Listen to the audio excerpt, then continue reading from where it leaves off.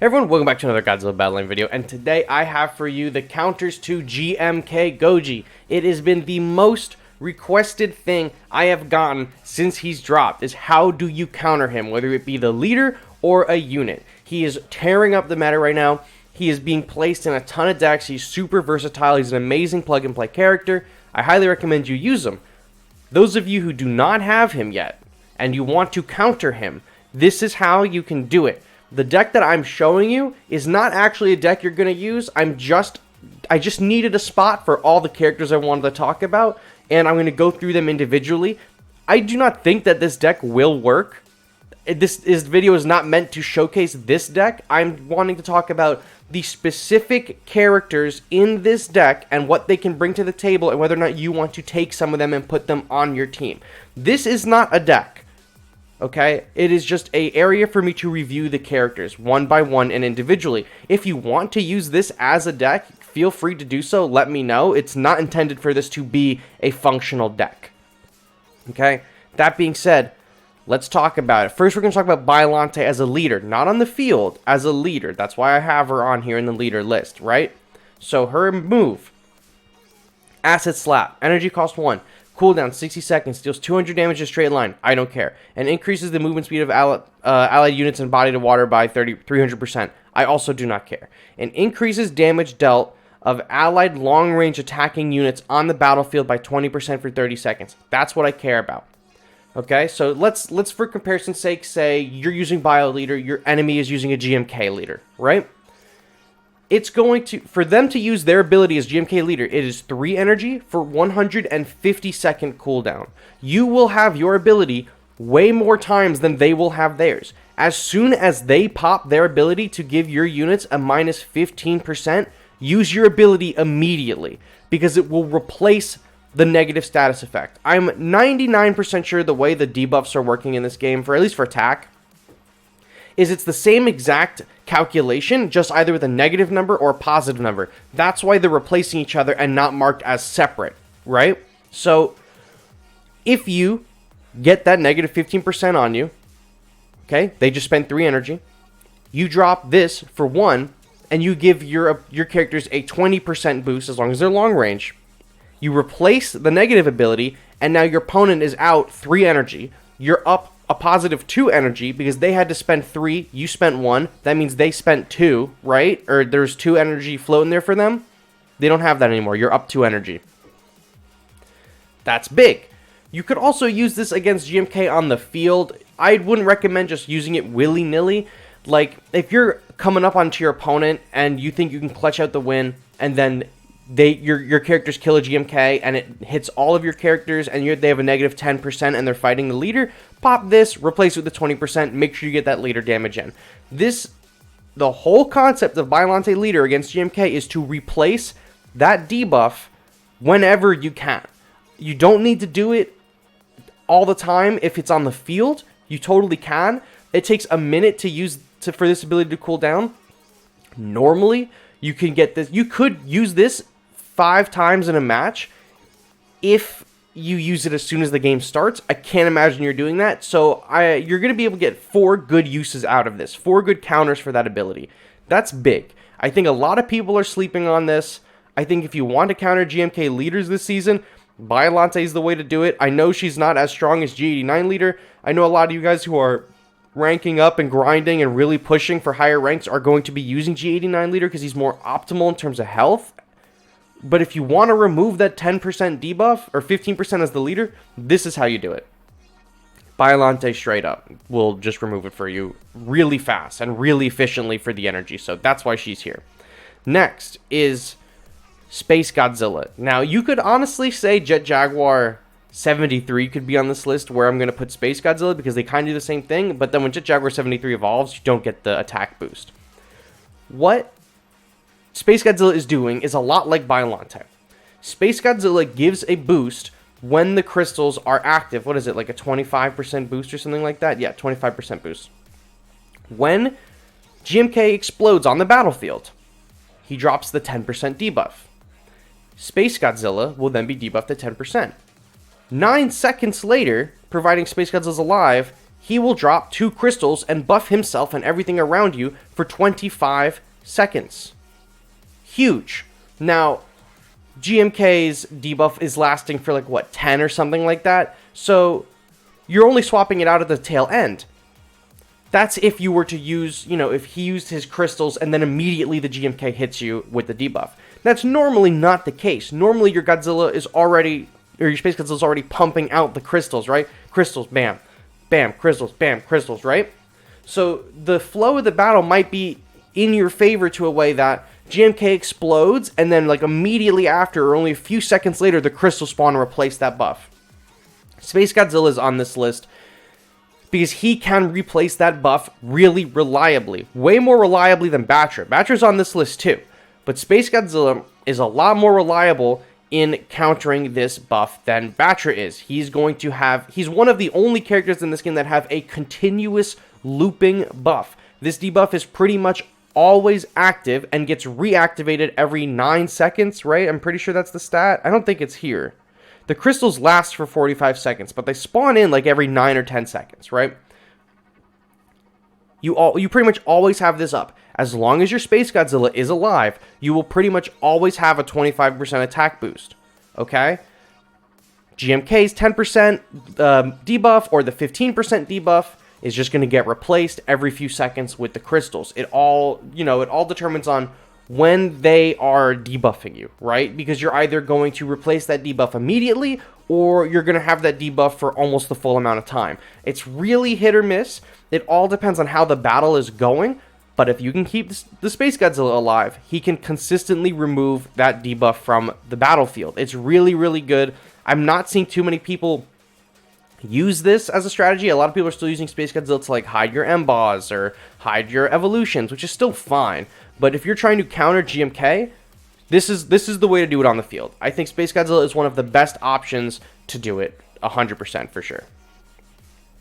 Next is the Super X. The Super X and following also is Godzilla Ultima. I have them on here for the same reason. Range. Range is the best stat in the game. GMK has good range. He doesn't have Super X range, and he certainly doesn't have Ultima range, right?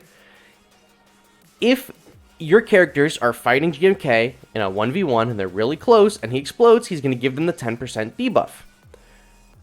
The Super X and also Ultima will be able to hit GMK from a very far distance, right? They will kill him, providing yours are a high enough level and theirs is a low enough level. They can kill the GMK before he reaches your unit, thus activating his debuff before he touches any of your guys, and you're chilling, right? Super X, Ultima, and Minilla is on this list. The 3 of them together, you don't have to use the 3 of them together. Minilla will stagger the GMK. The GMK will have a tough time getting past that Minilla staggering, and while Minilla is staggering him, you can use Ultima and you can use the Super X to just keep hitting him from a distance. It is a very, very effective way of handling it. However, these kinds of decks, the range, like these sniper decks, aren't seeing a ton of play now. So I think if you can get Terrestrius to evolve, it's not incredibly difficult. But when people see a Terrestrius, they know Ultima's coming, and they certainly probably don't want you to get that Ultima out onto the field. So you got to be careful about that, because they're going to try to steal.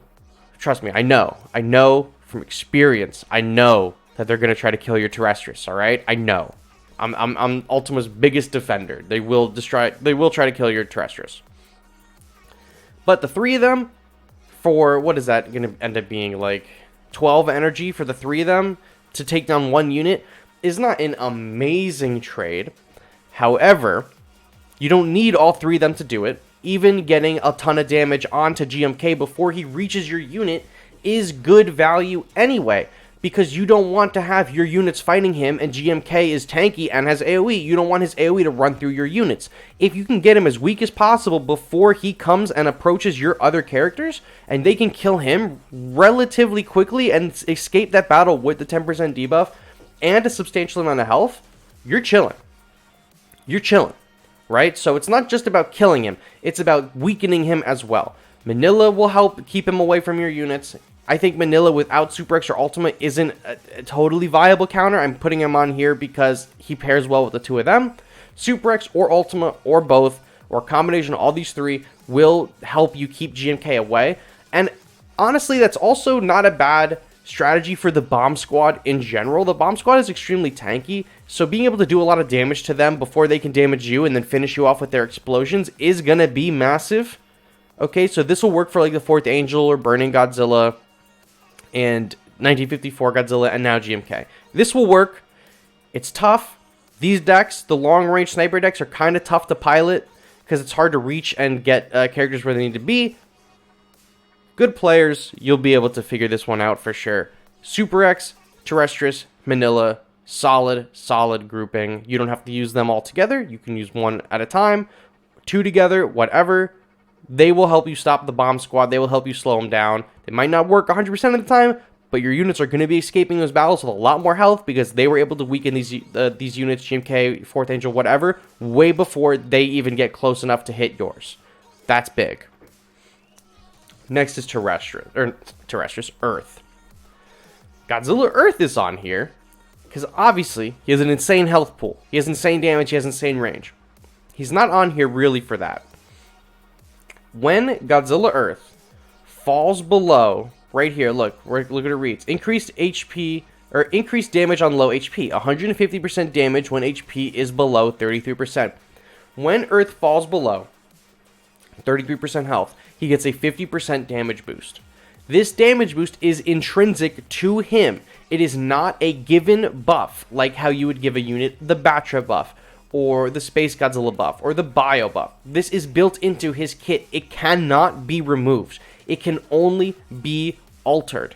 It's like the properties of matter, right? Like matter cannot be created nor destroyed or whatever. It can only be like transformed or whatever it is. I don't know. When was the last time I was in a science class? God knows. But you cannot take away this buff. You can only increase it or decrease it, but it will not go away. So if you have this with if you have Earth at a 50% damage boost and he gets hit with a GMK, it's going to get brought down. I thought it would be brought down to like a 40% boost, but we're getting reports in the Discord that it seems closer to a 35% boost, which is fine. You know what? I would rather my unit be hit with a GMK and get hit with a third, and then have the 35% attack boost than the 10% debuff, right? But there's also the GMK leader ability, which is a 15%. So I feel like the 50 minus 15, that's the 35%, and then getting hit regularly is a 40%. I don't know. I don't remember the specifics on that math. You'd have to go look at my Discord to find that specifically.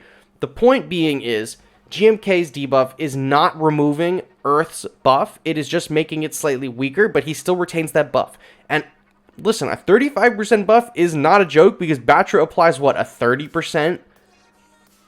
And Earth, after this debuff, will have a minimum of 35. That's pretty good. That's pretty good. Stack him with SpaceGodzilla, and that is without the GMK buff. You stack him with SpaceGodzilla, and that's a 75% attack boost. Huge. You cannot remove Earth's buff. You can only alter it. It either can be subtracted or added onto, but it cannot be fully removed. GMK thrives by removing the buffs. He cannot remove Earth's. That's why I think Earth is an extremely viable counter, because GMK is just like putty in his hands. He's just going to mop them, right?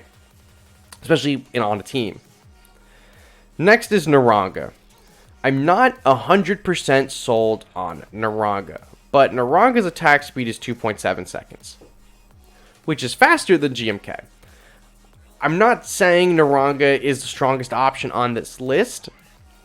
However, Neronga just recently received a attack boost. This attack boost is going to help him out a lot. I'm seeing a lot more Nerongas in play. I think Neronga is way more viable now than he ever has been before. His attack boost is good. The invisibility is good. His invisibility is not going to trigger GMK to attack and hit him with the big AoE. He is going to get the first hit on a GMK and help you stun him in a team fight. I do not recommend that you 1v1 the Neronga to the GMK unless your Neronga is ridiculously high level or it's fixed, right? Neronga's good. I'm not sold that he's like the best on this list. I put him closer to the end. But he's doing a lot better this season. If you're looking for a close range fighter option that you can keep buffed with SpaceGodzilla, that's going to help you like tank out the GMK, I think Neronga is pretty good. I don't have any like crazy in-depth things to say about him other than I think he's pretty good and you can probably use him successfully. I'm not going to go into as much depth with him as I did with like Biollante or Earth or SpaceGodzilla. I just think he's neat. I think he's definitely going to be showing up in the meta a lot more. He's a good unit. He's always been a good unit, but now he's a better unit than he was. Give Neronga a shot. See if you like him. Let me know how you feel. I think he's pretty good. He's giving me a run for my money whenever I fight him, and he's definitely something that now, instead of ignoring, I'm trying to be like, okay, let's handle this Neronga before things get out of hand, because I don't need him stunning my big hitters, right? Like GMK. He's a big hitter with AoE. I don't want Neronga stunning that. I need that Neronga axed. Neronga is definitely going to throw off your opponent's game plan with GMK for sure, right? Because they don't expect it. And sometimes if they're not paying attention, they don't even see him. Just a thought. Could be good addition to your deck. Next is Batrra. Now, we joke that, you know, GMK is here. That means Batrra is not viable anymore. It's not true. Batrra is still extremely versatile, and if your opponent doesn't have GMK and he can't counter the Batrra boost, they're fucked, right? You can counter GMK with Batrra. I do it all the time. It's super easy. What you got to do? Do not place Batrra if GMK is on your guys. If GMK is within the range of placement of your Batrra, and so are your units, which let's say you're on defense, right? And GMK is at your door. He's, you know, and you got like Anguirus, Gigan, or whatever, and you kill GMK. He puts that debuff on. As soon as that debuff drops, you drop Batrra, because that debuff can hit your leader too, and it'll hit all your units, obviously. But like we said earlier, the SpaceGodzilla, the boosts replace themselves. If GMK explodes within the area that you can place Batrra, wait for him to die, then place Batrra. Because if you place Batrra before he dies, guess what? Batrra applies the boost, then GMK dies and applies the debuff, and now all of your units have a debuff and no boost. But if you kill GMK and he applies the debuff, and then you play Batrra, he replaces the debuff with the buff. Simple.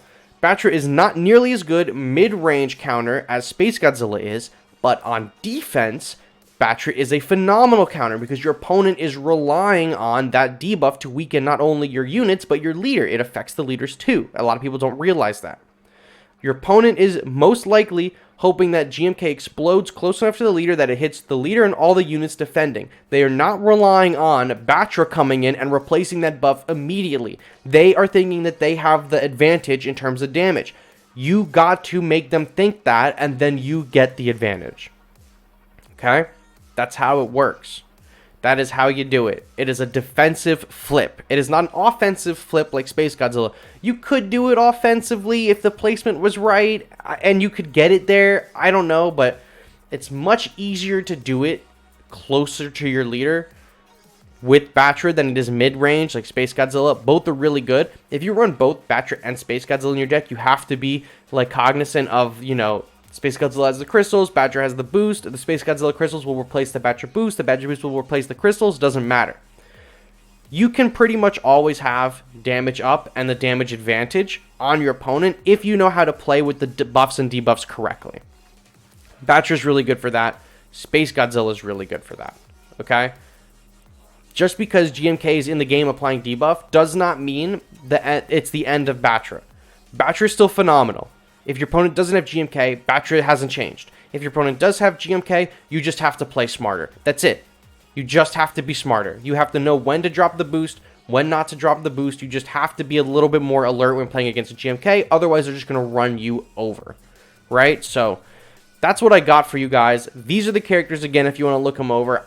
If you want to try this deck out specifically, go for it. This is not meant to be a deck that is countering. This is meant to just be a showcase of the individual units I think are good to put in your deck to counter GMK.